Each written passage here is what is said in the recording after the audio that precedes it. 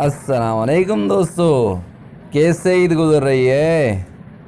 Enjoy करें। मेरी तरफ से भी आप तमाम मुसलमान भाइयों को, बहनों को, चाचों को, मामों को, दादों को, सब भाइयों को, सब तमाम मुसलमान भाइयों को मेरी तरफ से दिल की गहराइयों से ईद मुबारक। अपना ख्याल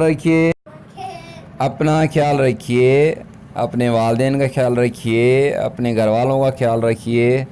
जिनसे नाराज़गी है वो नाराज़गी ख़त्म करें। अपने दोस्तों का, अहबाबों का, रिश्तेदारों का, पड़ोसियों का, तमाम गुरबा का, गरीबों का, यतीमों का, सबको याद रखिए और सबका ख्याल रखिए।